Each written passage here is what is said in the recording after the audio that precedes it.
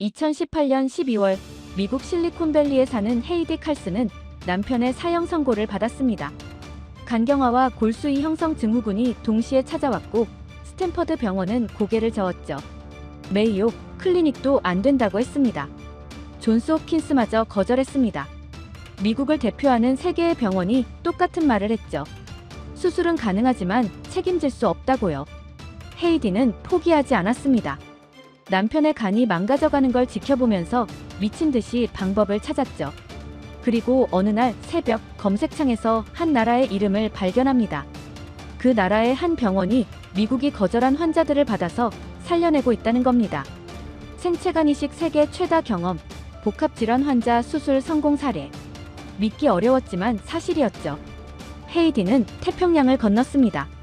죽어가는 남편을 휠체어에 태우고 자신의 간 62%를 내어줄 각오를 하고요. 18시간의 수술이 기다리고 있었습니다. 과연 미국이 포기한 남편은 살아 돌아올 수 있었을까요? 오늘도 영상 끝까지 함께 해주시면서 한국 의료의 우수성을 같이 느껴주셨으면 좋겠습니다. 솔직히 이 영상을 준비하면서 대한민국 국민이라는 게 참 자랑스럽고 행복하다는 생각이 강하게 들었습니다. 여러분도 항상 건강하셔야 합니다. 자, 시작합니다. 2018년 12월 스탠퍼드 병원 상담실에서 의사가 서류를 덮으며 저를 똑바로 쳐다보지 않았습니다. 그리고 내뱉은 한마디가 있었죠. 수술 불가. 저는 헤이디 칼슨입니다. 47살이고 실리콘밸리에서 소프트웨어 엔지니어인 남편 찰스와 함께 살아왔죠. 남편은 스탠퍼드 출신 연구자급 인재였고 우리 가정은 남편이 일해야 돌아가는 구조였습니다. 그런 남편이 어느 날 갑자기 쓰러졌고 저는 그날부터 완전히 다른 삶을 살게 됐습니다. 병원에서 들은 진단명은 2개였는데 간경화와 골수이 형성 증후군이 동시에 찾아왔다는 겁니다. 의사는 거기서 멈추지 않고 덧붙였죠. 이 상태가 지속되면 만성 백혈병으로 진행될 수 있다고요. 간과 골수가 동시에 망가지고 있다는 말을 듣는 순간 저는 그 자리에서 숨을 쉬었는지조차 기억이 나지 않습니다. 남편의 손을 잡고 있었는데 그 손이 제 손인지 남편 손인지도 분간이 안 됐습니다. 항암 치료가 시작됐고 1번, 2번, 3번 병원을 드나들 때마다 남편의 머리카락은 조금씩 빠져나갔습니다. 피부는 점점 누렇게 변해갔고 한때 키보드 위를 자유롭게 누비던 그 손은 이제 물컵 하나 들기도 힘겨워 떨리기 시작했죠. 5번째 항암 치료가 끝났을 때 찰스는 더 이상 침대에서 혼자 일어나지 못했고 화장실조차 제 부축 없이는 갈 수 없게 됐습니다. 저는 매일 밤 병실 의자에 몸을 웅크리고 잠들었고 모니터에서 흘러나오는 삐, 삐, 삐 하는 기계음만이 남편이 아직 살아있다는 유일한 증거였습니다. 7번째, 8번째, 9번째, 그리고 10번째 항암 치료가 이어졌고 저는 어느 순간부터 횟수를 세는 것조차 지쳐버렸습니다. 그런데 문제는 횟수가 아니었죠. 치료를 거듭할수록 의사들의 눈빛이 달라지기 시작했는데 그건 희망의 빛이 아니라 회피의 빛이었습니다. 제가 질문을 하면 대답이 짧아졌고 눈을 마주치는 시간도 점점 줄어들었죠. 어느 날 상담실로 불려갔을 때 의사가 무거운 목소리로 말했습니다. 더 이상 항암 치료를 진행하면 간이 버티지 못한다고요. 치료를 중단해야 한다는 말이 제 귀에 꽂혔고 저는 다급하게 물었습니다. 그럼 이제 어떻게 해야 하냐고요? 의사의 대답은 간단했습니다. 뇌사자 간이식 대기 명단에 등록하겠다고요. 대기라는 단어가 머릿속에서 맴돌았습니다. 기다리라고요. 언제 올지도 모르는 장기를 기다리면서 남편이 하루하루 죽어가는 걸 지켜보라는 겁니까? 저는 견딜 수가 없었습니다. 그래서 제가 먼저 입을 열었죠. 제 간을 드리면 안 되냐고요. 생체간 이식을 할 수 있지 않냐고요. 그 순간 의사의 표정이 변했습니다. 동정과 회피가 뒤섞인 그 얼굴을 저는 평생 잊지 못할 겁니다. 의사는 잠시 침묵하더니 고개를 저었습니다. 남편분의 골수 상태 때문에 수술 후 회복을 보장할 수 없다고요. 쉽게 말해서 수술은 가능하지만 책임질 수 없다는 겁니다. 저는 그날 처음으로 미국 의료의 차가운 벽을 온몸으로 느꼈습니다. 스탠퍼드라는 이름이 그날만큼은 차갑고 멀게 느껴진 적이 없었죠. 대기자 명단은 그저 숫자였고 제 남편은 사람이었습니다. 저는 그날 처음으로 깨달았습니다. 최고의 병원이 최고의 거절을 할 수도 있다는 걸요. 상담실을 나서면서 손에 쥐어진 서류를 봤습니다. 거기에 찍힌 도장 옆에는 단어가 하나 적혀 있었죠. 불가. 그 두 글자가 남편의 사형 선고처럼 느껴졌고 저는 복도 한가운데 서서 한참을 움직이지 못했습니다. 스탠퍼드에서 거절당한 다음 날 저는 바로 다른 병원을 알아보기 시작했습니다. 미국에는 스탠퍼드 말고도 세계적인 병원이 많다고 들었고 어딘가에서는 남편을 살릴 수 있는 방법을 찾을 수 있을 거라고 믿었죠. 메이오 클리닉에 연락했습니다. 미국 중서부 최고의 병원이라는 그곳이라면 다른 답을 줄 거라고 기대했습니다. 남편의 의료 기록을 보내고 상담 일정을 잡고 초조하게 답변을 기다렸죠. 돌아온 답변은 스탠퍼드와 똑같았습니다. 골수이 형성 증후군이 동반된 상태에서는 생체간 이식 후 회복을 보장할 수 없다고요. 마치 복사해서 붙여넣은 것처럼 똑같은 문장이 메일에 적혀 있었고 저는 화면을 보면서 멍하니 앉아 있었습니다. 설마 했는데 정말 같은 답이 돌아올 줄은 몰랐죠. 그래도 포기할 수 없었습니다. 이번에는 존스 홉킨스에 연락했습니다. 미국 동부의 자존심이라 불리는 그 병원이라면 다를 거라고 생각했죠. 남편의 기록을 또 보내고 또 기다리고 또 초조하게 메일함을 새로 고침했습니다. 그런데 돌아온 답변은 역시 같았습니다. 수술은 기술적으로 가능하지만 환자의 골수 상태를 고려했을 때 회복 가능성을 담보할 수 없다고요. 스탠퍼드, 메이오, 존스 홉킨스. 미국을 대표하는 세 개의 병원이 동시에 고개를 저었습니다. 저는 그제야 깨달았죠. 그들은 제 남편을 환자로 보지 않았다는 걸요. 그들에게 찰스는 환자가 아니라 리스크였습니다. 수술에서 살리면 그들의 공이 되지만 수술 후에 죽으면 그들의 책임이 되는 거죠. 최고의 병원은 많았지만 해보겠다고 말하는 사람은 아무도 없었습니다. 그 무렵 가족들이 하나둘 연락을 해오기 시작했습니다. 찰스의 형이 전화를 걸어왔고 제 여동생도 찾아왔죠. 그들은 한결같이 비슷한 말을 했습니다. 이제 그만 받아들이라고요. 남은 시간이라도 함께 보내는 게 낫지 않겠냐고요. 저는 그 말을 들을 때마다 속이 뒤집어졌습니다. 함께 보내는 게 마지막 옵션이라고요. 제게 마지막 옵션은 남편을 살리는 것이지 남편이 죽어가는 걸 지켜보는 게 아니었습니다. 어느 날 밤 찰스가 힘없는 목소리로 말했습니다. 헤이디, 이제 그만해도 돼. 당신까지 쓰러지면 안 돼. 남편의 그 말이 제 가슴에 비수처럼 꽂혔고 저는 그 자리에서 울음이 터질 뻔했습니다. 하지만 울지 않았습니다. 울 시간에 방법을 찾아야 했으니까요. 저는 새벽마다 컴퓨터 앞에 앉았습니다. 남편이 잠든 사이 검색창에 온갖 단어를 쳐넣었죠. 간이식, 골수이 형성 증후군, 복합질환, 고난도 수술.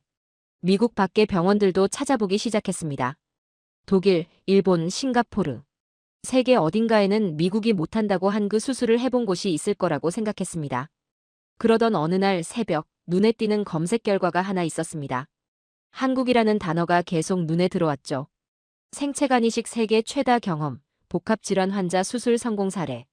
저는 처음에 반신반의했습니다. 한국이라고요. 미국이 못하는 걸 한국이 한다고요. 솔직히 말하면 그때까지 저는 한국 의료에 대해 아는 게 거의 없었습니다.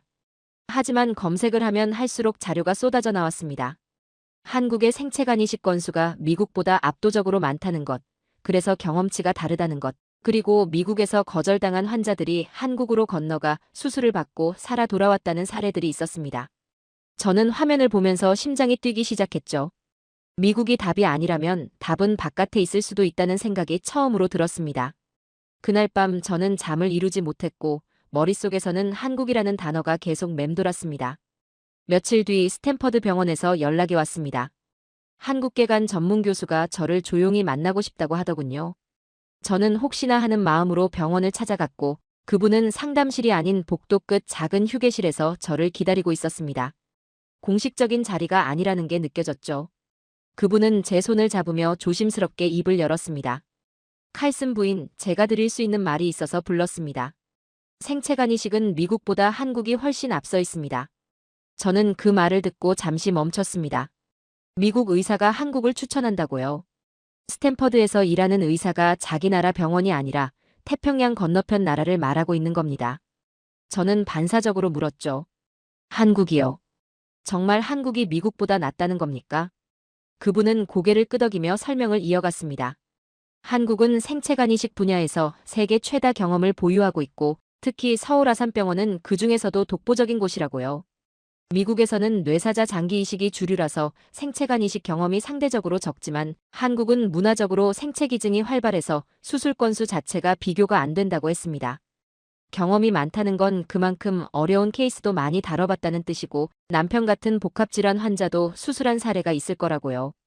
서울아산병원이라는 이름이 그날 처음 제 귀에 들어왔습니다. 저는 그 이름을 머릿속에 새겨 넣었고 집에 돌아오자마자 컴퓨터 앞에 앉았습니다. 검색창에 서울아산병원을 쳐넣으니 수많은 자료가 쏟아져 나왔죠. 연간 생체간 이식 건수 세계 1위, 복합질환 환자 수술 성공 사례, 해외 환자 유치 프로그램. 읽으면 읽을수록 심장이 빨라졌습니다. 특히 눈에 띈 건 숫자였습니다. 미국의 유명 병원들이 연간 몇십 건의 생체간 이식을 할 때 서울아산병원은 수백 건을 하고 있었습니다. 단순히 두세 배가 아니라 10배 가까운 차이였죠. 저는 그 숫자를 보면서 깨달았습니다. 의료는 이론이 아니라 경험이라는 걸요. 아무리 똑똑한 의사라도 해본 적 없는 수술은 자신 있게 할 수 없고 수백 번 해본 의사는 어떤 변수가 와도 대응할 수 있는 거죠. 남편에게 말했습니다. 찰스, 한국에 가보자고요. 미국이 안 된다고 했지만 한국에서는 할 수 있을지도 몰라. 남편은 힘없이 누워있다가 저를 바라봤습니다. 그 눈에 아주 작은 빛이 스치는 게 보였죠. 죽어가던 사람의 눈에서 희망의 불씨가 다시 켜지는 순간이었습니다. 하지만 주변 반응은 싸늘했습니다. 찰스의 형은 전화로 따졌죠. 왜 굳이 한국까지 가려고 하냐고요. 거기서 무슨 일이 생기면 어떻게 하려고 그러냐고요. 제 여동생도 걱정스러운 얼굴로 말했습니다. 언니, 제발 현실적으로 생각해. 미국 최고 병원 세 곳이 안 된다고 했는데 한국이라고 다르겠어. 저는 그 말들을 들으면서도 흔들리지 않았습니다. 아니, 흔들릴 수가 없었죠. 미국에서 포기당한 이상 다른 선택지가 없었으니까요. 서울아산병원에 연락을 넣었습니다. 남편의 의료 기록을 보내고 상담 가능 여부를 문의했죠. 답변을 기다리는 며칠이 몇 년처럼 길게 느껴졌습니다. 그리고 마침내 답장이 왔습니다. 기록을 검토했고 일단 한국으로 오시면 정밀 검사 후 수술 가능 여부를 판단하겠다고요. 거절이 아니었습니다. 문이 열린 겁니다. 저는 그날 밤 비행기표를 검색했습니다. 로스앤젤레스에서 서울까지 12시간. 태평양은 멀었지만 죽음은 더 가까웠습니다. 결제 버튼 위에 손가락을 올려놓았을 때 손이 떨렸습니다. 이 버튼을 누르면 돌아올 수 있을까? 남편은 버텨줄까? 수술이 정말 가능할까? 온갖 생각이 머릿속을 스쳤지만 저는 눈을 감고 버튼을 눌렀습니다. 병원 이름 하나가 내 남편의 생명줄이 됐고 저는 그 줄을 놓지 않기로 했습니다. 인천공항에 내렸을 때 낯선 공기가 폐 속으로 밀려 들어왔습니다. 한국어 안내방송이 흘러나왔고 주변에는 제가 알아들을 수 없는 말들이 가득했죠. 찰스는 휠체어에 앉아 있었고 저는 그 휠체어를 밀면서 공항을 빠져나왔습니다. 12월의 서울은 실리콘밸리보다 훨씬 추웠고 그 차가운 바람이 뺨을 때릴 때 한 가지 생각만 머릿속을 맴돌았죠. 여기서 실패하면 정말 끝이라는 거였습니다. 서울아산병원에 도착했을 때 첫인상은 규모였습니다. 미국의 유명 병원들도 크다고 생각했는데 이곳은 그것과는 또 다른 느낌이었죠. 사람들이 질서정연하게 움직이고 있었고 안내 데스크에서는 영어를 할 줄 아는 직원이 저희를 맞아주었습니다. 국제진료센터라는 곳으로 안내받았고 거기서 첫 상담 일정을 잡았죠. 상담실에 들어갔을 때 의료진이 저희를 기다리고 있었습니다. 테이블 위에는 제가 미국에서 보낸 남편의 의료 기록이 펼쳐져 있었는데 그 두께가 상당했죠. 스탠퍼드에서 시작해서 메이오, 존스홉킨스까지 거치면서 쌓인 기록들이었으니까요. 한국 의료진은 그 기록을 한 장 한 장 넘기면서 질문을 시작했습니다. 그런데 질문의 깊이가 달랐습니다. 미국에서는 대부분 결론만 물었죠. 현재 상태가 어떻고 수치가 어떻고 그래서 수술이 안 된다는 식이었습니다. 하지만 한국 의료진은 과정을 물었습니다. 항암 치료 후간 수치가 떨어진 시점이 정확히 언제였냐고요. 그때 다른 수치들은 어땠냐고요. 골수 상태가 악화된 게 간 기능 저하보다 먼저였냐 나중이었냐고요. 저는 그 질문들을 들으면서 느꼈습니다.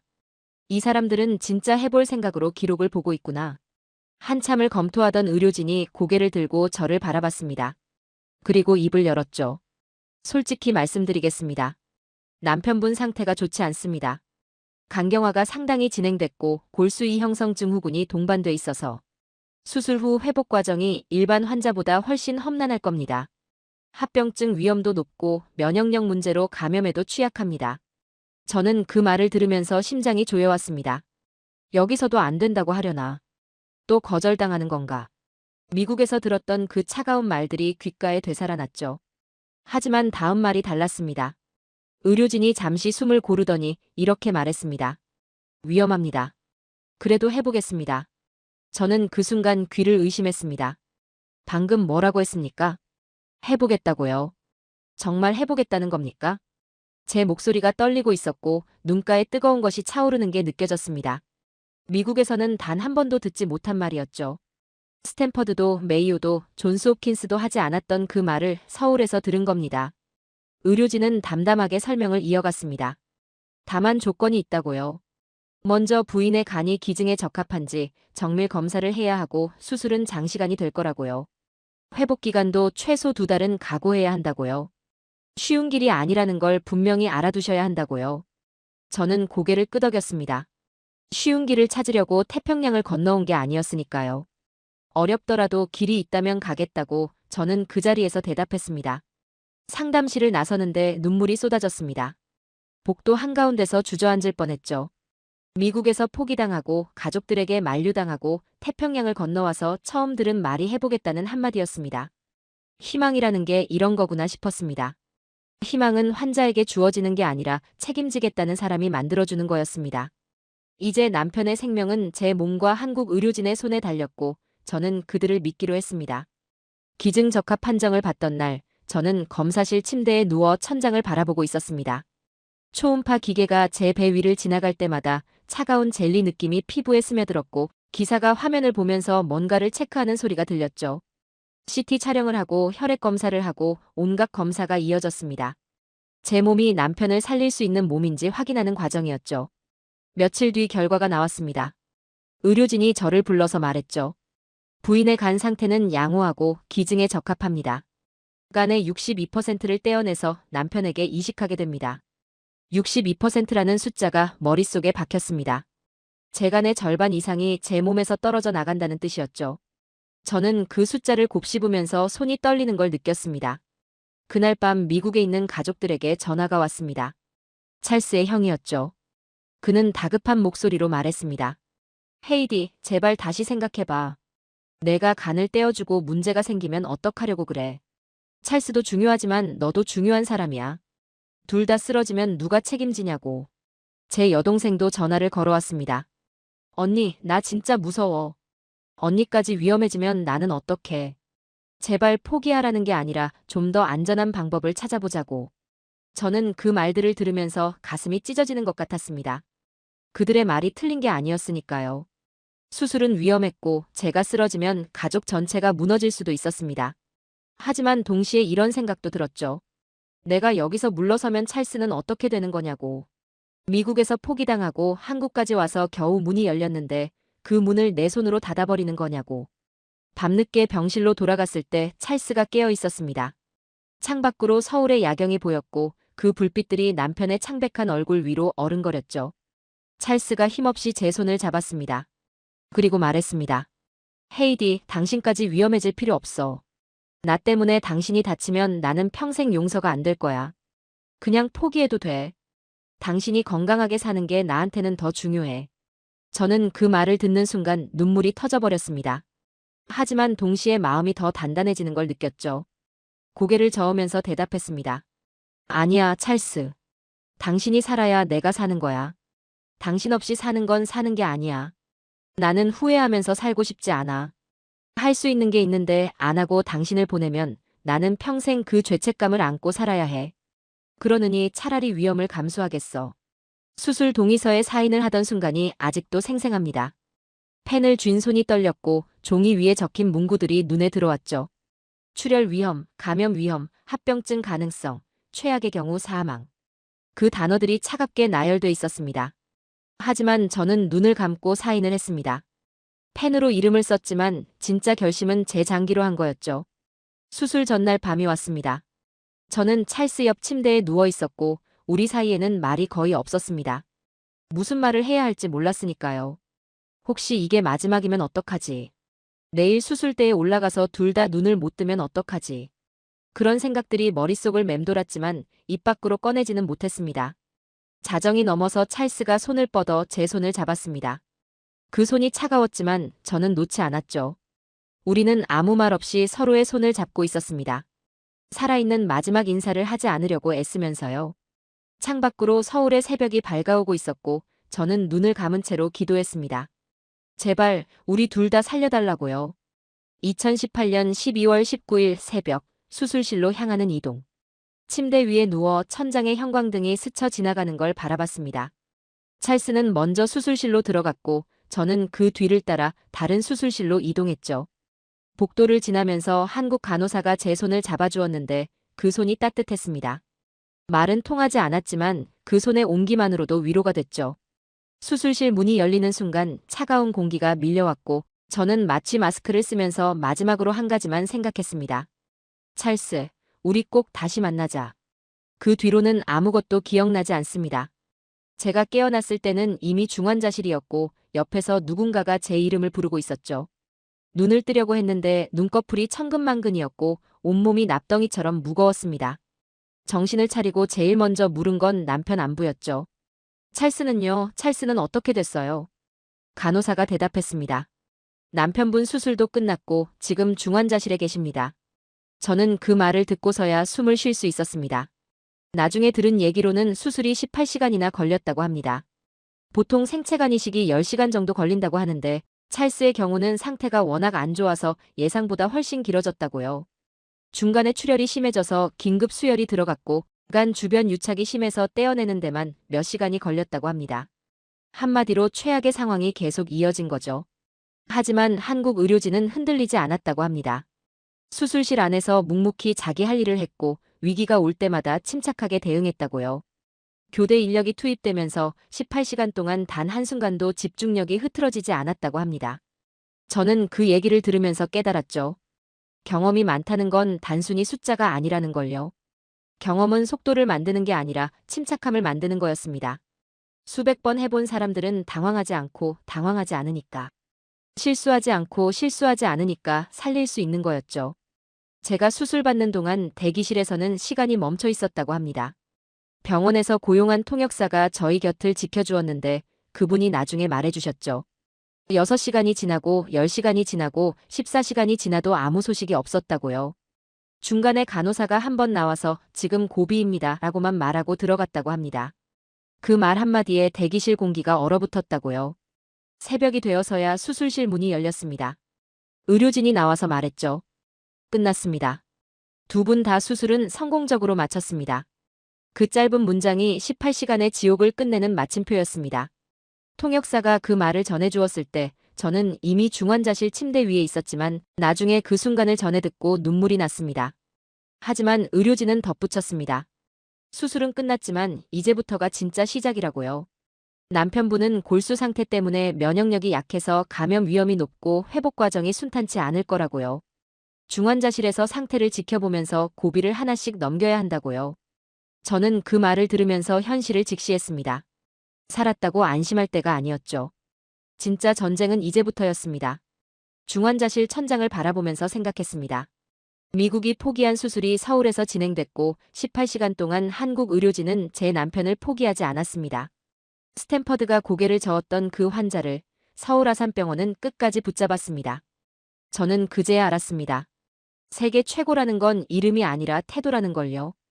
끝까지 해보겠다고 말하는 사람들이 진짜 최고인 거였습니다.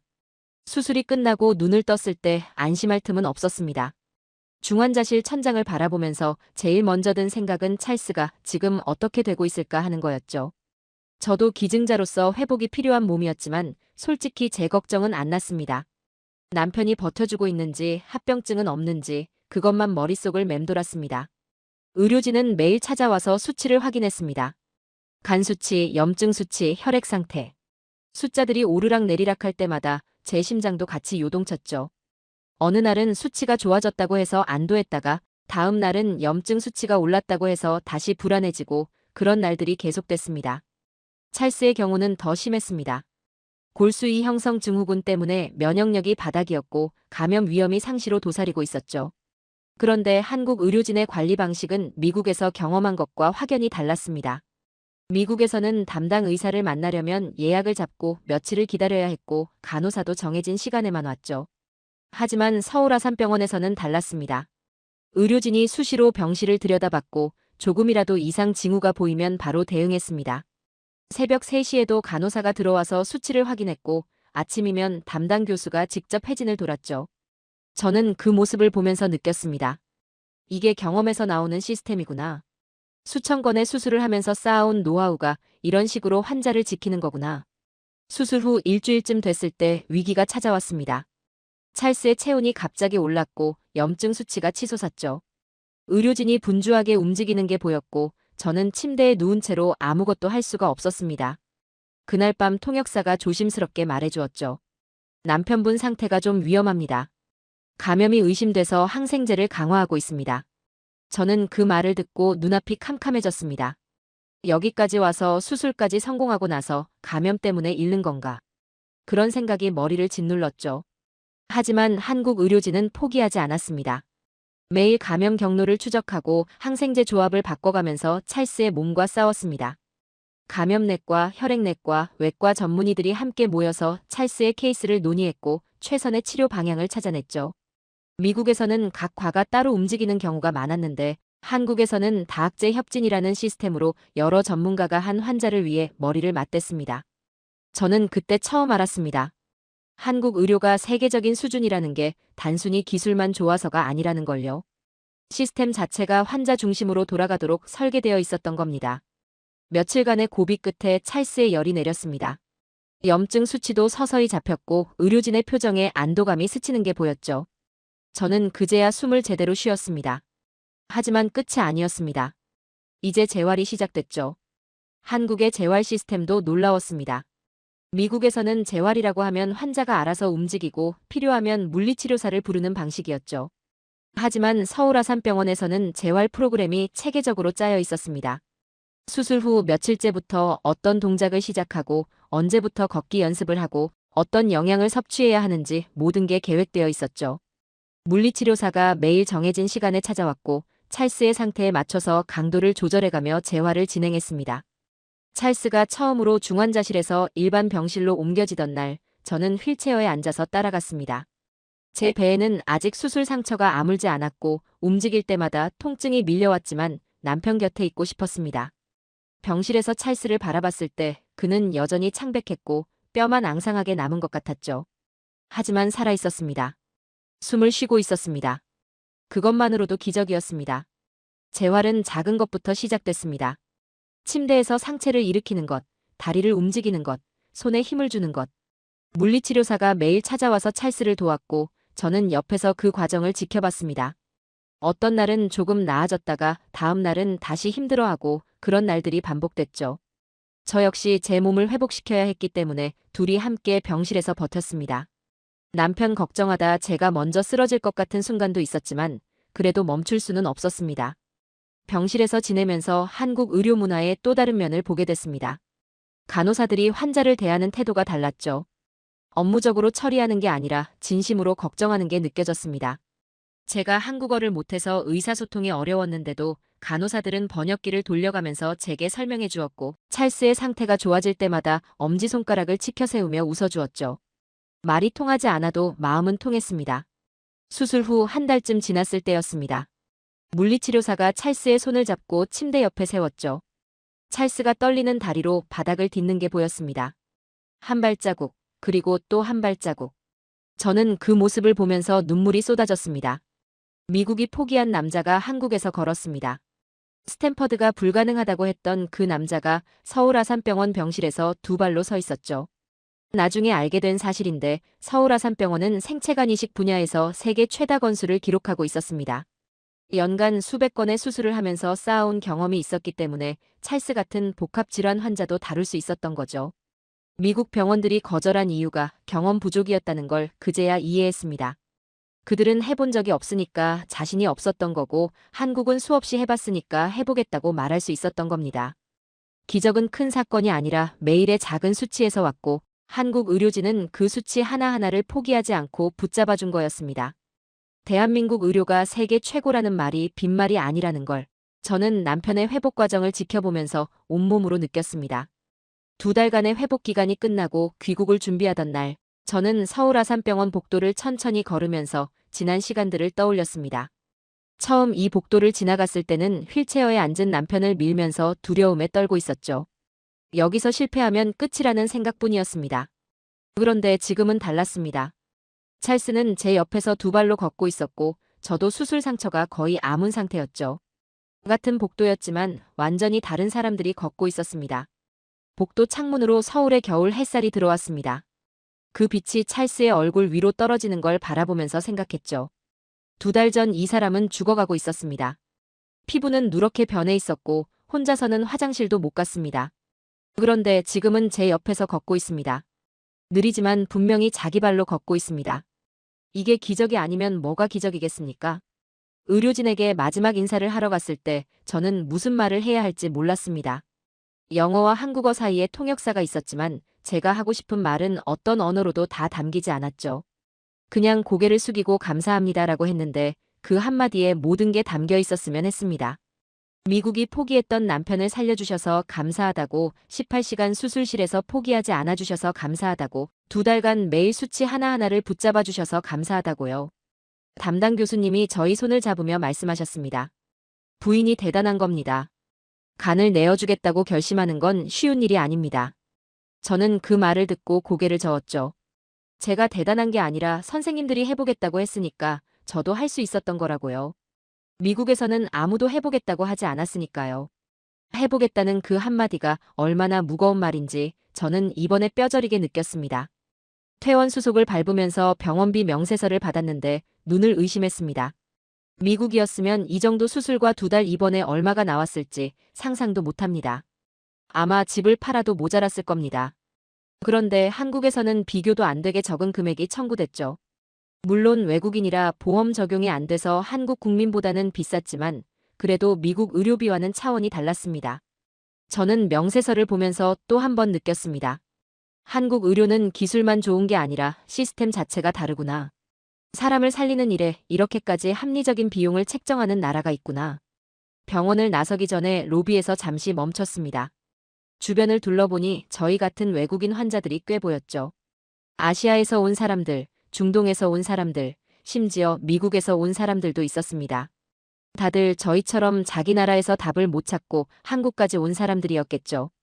서울 아산병원이 그런 사람들에게 마지막 희망이 되고 있다는 게 실감났습니다. 대한민국이라는 나라가 전 세계 환자들에게 생명줄이 되고 있는 거였습니다. 인천공항으로 가는 차 안에서 창밖을 바라봤습니다. 서울의 겨울 풍경이 스쳐 지나갔고 2달 전 처음 왔을 때와는 다른 눈으로 그 풍경을 보고 있었죠.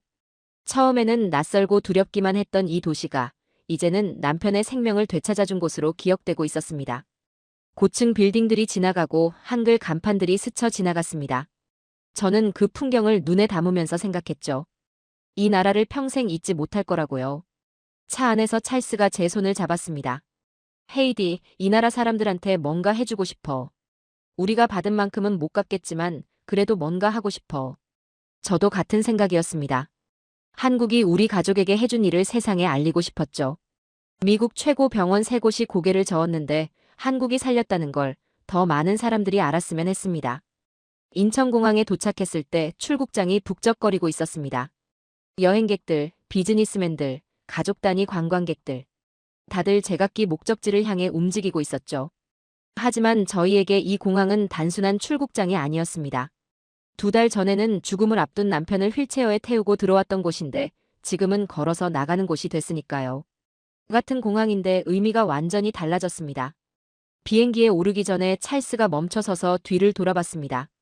헤이디, 고마워. 당신 아니었으면 나는 여기 없었을 거야. 저는 고개를 저으면서 대답했죠. 내가 아니라 한국이야. 한국 의료진이 아니었으면 우리 둘 다 여기 없었을 거야. 찰스가 고개를 끄덕였고 우리는 말없이 서로의 손을 잡은 채로 비행기에 올랐습니다. 비행기가 이륙하고 구름 위로 올라갔을 때 창밖을 바라봤습니다. 저 아래 어딘가에 서울이 있었고 서울 아산병원이 있었고 남편을 살려준 의료진이 있었죠. 구름이 서울을 덮어가는 걸 보면서 저는 속으로 다시 한번 인사했습니다. 감사합니다. 정말 감사합니다. 당신들 덕분에 제 남편이 살았습니다. 12시간의 비행 끝에 로스앤젤레스에 도착했습니다. 미국 땅을 밟는 순간 묘한 기분이 들었죠. 2달 전에 떠날 때는 이 땅이 남편을 포기한 곳이었는데 지금 돌아오니까 다르게 보였습니다. 미국이 못한 일을 한국이 해냈다는 사실이 자꾸 머릿속을 맴돌았죠. 세계 최강 대국이라는 미국, 의료기술도 세계 최고라고 자부하는 미국이 포기한 환자를 한국이 살린 겁니다. 집에 돌아왔을 때 가족들이 기다리고 있었습니다. 찰스의 형이 달려와서 동생을 껴안았고 제 여동생은 저를 보자마자 울음을 터뜨렸죠. 그들은 솔직히 저희가 살아서 돌아올 거라고 기대하지 않았다고 했습니다. 한국까지 간다고 했을 때 미쳤다고 생각했다고요. 그런데 정말로 살아서 그것도 걸어서 돌아오니까 믿기지 않는다고요. 주변 사람들의 반응은 다양했습니다.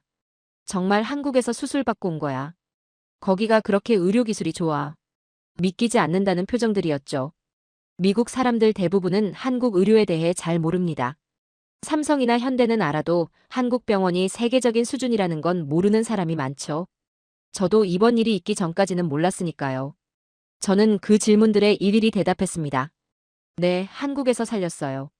미국 최고 병원 3곳이 안 된다고 했는데 서울에서는 해보겠다고 했어요. 18시간 수술을 했고 2달간 회복했고 그리고 정말 해냈어요. 사람들은 놀라워하면서도 반신반의하는 눈치였죠. 하지만 증거가 눈앞에 있었습니다. 죽어가던 찰스가 멀쩡히 걸어다니고 있었으니까요. 며칠 뒤 스탠퍼드 병원에서 연락이 왔습니다. 후속 검진을 받으러 오라는 거였죠. 저는 찰스를 데리고 병원을 찾았고 담당 의사가 찰스의 상태를 확인했습니다. 검사 결과를 본 의사의 표정이 묘했습니다. 놀라움과 당혹감이 뒤섞인 얼굴이었죠. 의사가 말했습니다. 상태가 정말 좋습니다. 수술이 성공적으로 된 것 같습니다. 저는 그 말을 들으면서 씁쓸한 웃음이 났습니다. 몇 달 전에 당신들이 불가능하다고 했던 그 수술이 성공했다는 거잖아요. 당신들이 포기한 환자가 지금 당신 앞에 살아서 앉아있다는 거잖아요. 한국계 교수님이 따로 저를 불렀습니다. 그분이 조용히 말씀하셨죠. 잘 다녀오셨습니다. 제가 서울 아산병원을 추천하길 잘했네요. 저는 그분께 깊이 인사드렸습니다. 그분이 처음에 한국을 알려주지 않았다면 저는 아직도 미국에서 헤매고 있었을 겁니다. 아니, 찰스는 이미 세상에 없었을지도 모릅니다. 귀국 후 몇 주가 지나면서 일상이 조금씩 돌아오기 시작했습니다. 찰스는 아직 완전히 회복된 건 아니었지만 하루하루 나아지고 있었죠. 식사량이 늘었고 걷는 거리가 길어졌고 얼굴에 혈색이 돌아오기 시작했습니다. 저는 그 작은 변화들을 하나하나 지켜보면서 감사했습니다. 한국 의료진이 심어준 희망의 씨앗이 미국 땅에서 자라나고 있는 거였죠. 어느 날 저녁 찰스가 서재에서 컴퓨터 앞에 앉아 있는 걸 봤습니다. 오랜만에 키보드를 두드리고 있었죠. 예전처럼 빠르지는 않았지만 그 손가락이 다시 키보드 위를 움직이고 있었습니다. 저는 문 앞에 서서 그 모습을 한참 바라봤습니다. 스탠퍼드가 포기한 남편이 서울에서 돌아와서 다시 자기 일을 하고 있었죠. 스탠퍼드 출신 연구자급 인재라고 자랑스러워했던 그 남편이 다시 연구를 시작하고 있었습니다. 찰스가 저를 돌아보며 웃었습니다. 헤이디, 나 다시 일할 수 있을 것 같아. 그 말을 듣는 순간 눈물이 핑 돌았습니다. 몇 달 전만 해도 죽음을 기다리던 사람이 다시 일하겠다고 말하고 있었으니까요. 그게 진짜 기적이었습니다. 수술이 기적이 아니라 일상으로 돌아오는 것이 기적이었습니다. 저는 이제 세계 최고라는 말을 다르게 듣습니다. 예전에는 그냥 기술이 좋으면 최고인 줄 알았죠. 장비가 좋고 시설이 좋고 의사가 유명하면 최고라고 생각했습니다. 하지만 이번에 배웠습니다. 최고는 이름이 아니라 끝까지 해보는 사람들이라는 걸요. 포기하지 않는 것, 책임지는 것, 환자를 끝까지 붙잡는 것. 그게 진짜 세계 최고의 조건이었습니다. 한국은 우리 가족에게 기적을 준 게 아니라 정답을 준 겁니다. 의료란 무엇인가에 대한 정답을요. 환자가 어렵다고 포기하는 게 의료가 아니라 어렵더라도 해보겠다고 나서는 게 의료라는 걸 한국에서 배웠습니다. 서울 아산병원 의료진은 그 정답을 몸소 보여주었고 저는 그 정답 덕분에 남편을 되찾았습니다. 서울 아산병원은 우리 가족의 2번째 고향이 됐고 저는 평생 그 이름을 가슴에 품고 살 겁니다. 언젠가 다시 한국에 가게 된다면 제일 먼저 서울 아산병원을 찾아갈 겁니다. 그리고 그때 저를 살려준 의료진에게 다시 한번 인사드릴 겁니다. 2발로 걸어서 건강한 모습으로 감사하다고 말씀드릴 겁니다. 대한민국이라는 나라가 제 남편에게 두 번째 생명을 주었고, 저는 그 은혜를 평생 잊지 않을 겁니다. 헤이디 칼슨은 미국 최고 병원 세 곳에서 남편의 사형 선고를 받았습니다. 스탠퍼드, 메이오, 존스 홉킨스 모두 고개를 저었죠. 하지만 태평양 건너 서울에서는 달랐습니다. 서울 아산병원 의료진은 위험하다는 걸 알면서도 해보겠다고 했고 18시간의 수술 끝에 정말로 해냈습니다. 미국이 포기한 환자를 한국이 살린 겁니다. 대한민국 의료는 이미 세계가 찾아오는 수준에 도달했습니다. 생체간 이식 분야에서는 세계 최다 경험을 보유하고 있고 포기하지 않는 의료 문화가 수많은 생명을 살려내고 있죠. 이건 자랑이 아니라 사실입니다. 이 영상을 만들면서 저도 새삼 느꼈습니다. 우리나라 의료진이 정말 자랑스럽다는 걸요. 묵묵히 환자 곁을 지키면서 끝까지 포기하지 않는 그 모습이야말로 진짜 세계 최고 아닐까요? 오늘도 병원에서 밤새 환자를 살리고 계실 모든 의료진분들께 감사드립니다. 여러분도 건강하게 소중한 사람들 곁에서 오래오래 함께 하시길 바랍니다. 시청해주셔서 감사합니다.